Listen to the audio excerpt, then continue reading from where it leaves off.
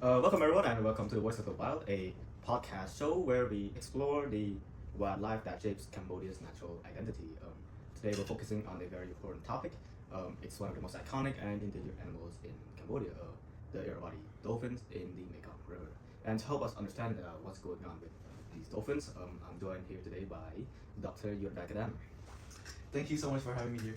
So regarding the species of the Irrawaddy dolphin, the evidence is quite clear and concerning. In the early 2000s, did you know that? Surveys that have been conducted in the early 2000s estimated over around 100 Irrawaddy dolphins in the Mekong River. Today, there's fewer than 90 left in the wild that remain, and they are confined to such a small stretch of river in Kerchak and Stantan. This decline is also supported by long-term population counts and records of dolphin deaths per year and several tracking studies. The main environmental changes driving this are illegal fishing gear, and especially gillnets, and they get stuck, they get trapped, and so do the dolphins. Okay. So what happens after that? They get caught and sometimes they die. So yeah, and of course river pollution is very detrimental towards the aquatic environment in the Mekong River. It's poisoned fish, it's poisoned many other aquatic creatures, not just fish. Lastly, hydropower dams that are also very detrimental to the ecosystem and environment of the Mekong, it alters the water flow in the water river system, right? And the fish availability. And so environmental changes doesn't affect all the species the same way, right? Oh yeah, no, you're absolutely right. There have been some invasive fish species that have actually increased their numbers because of the new changes in the environment. Because firstly, warmer waters and the human disturbances that affect the changes, right? It favors them, in some type of way, which allows them to kind of be more well adapted to those kinds of changes. It favors their survival over some of the other local species that are also affected, including the dolphins as well. So this shows that environmental change can increase some species while pushing others towards extinction or endangerment.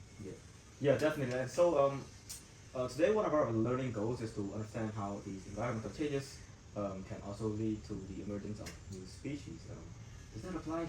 Right, it does, though not quickly, like not on a short time scale.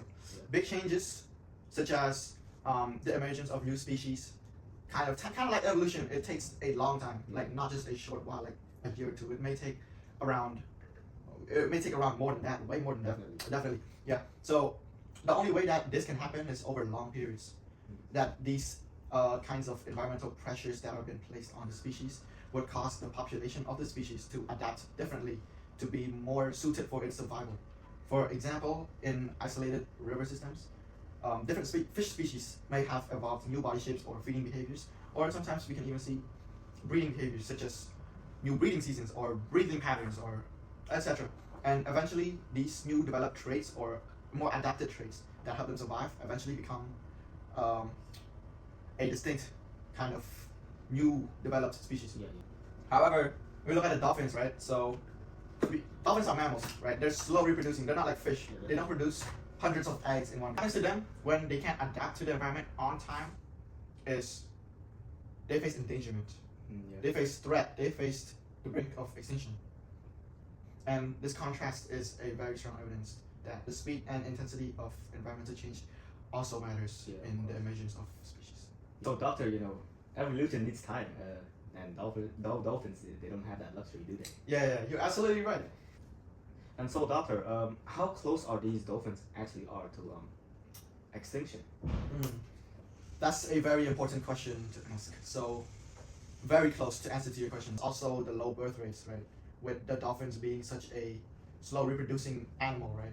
Yeah. And with its population being very limited, right? There's less room for it to reproduce more, so it causes more inbreeding. Inbreeding within its sort of circle that could cause many other problems for species, and habitat fragmentation, which pollution and everything else that's like destroying its habitat, harder for it to live and survive and thrive. Yeah, essentially the dolphins, their death rate is far greater than the birth rate. Yes, yeah. So realistically, doctor, what can Cambodian communities realistically do?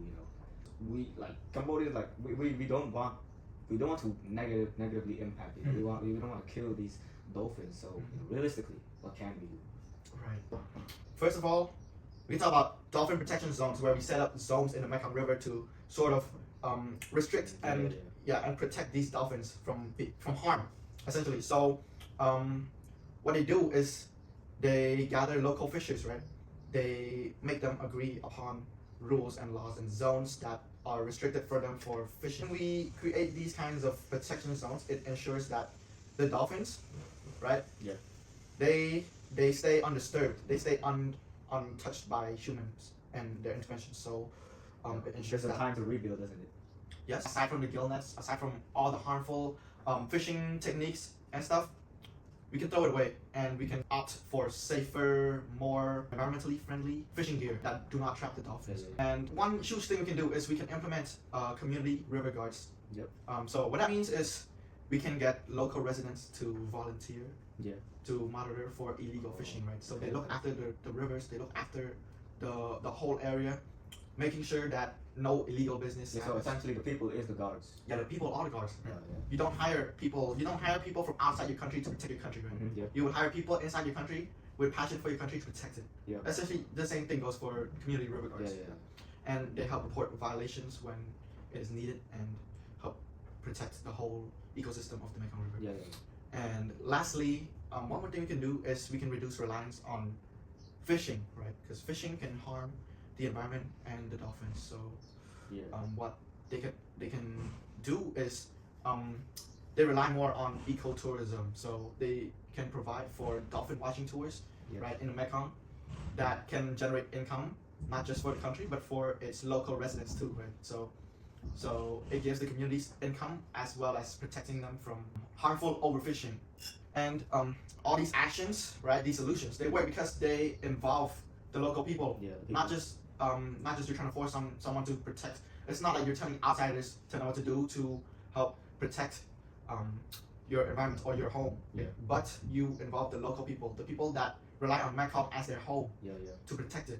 Yeah. Right? People So that who actually cares about yeah, it. people who actually cares about it, protects it better than just you asking someone to help protect Yes. it, right? Because they care more about it. And so conservation and livelihoods, can work together really well. Absolutely. And when communities benefit, protection lasts. So the Irrawaddy dolphin is more than just an endangered species. It's a symbol of Cambodia's river heritage. Its decline is showing us how environmental changes can increase some species, push others towards extinction, and also create chances for new species to emerge. But as we heard today, local action can still make a difference. And so thank you to everyone who are listening to our podcast today, and thank you to Dr. Kadan Dad for being on the show. Thank you very much for involving me in this case of discussion.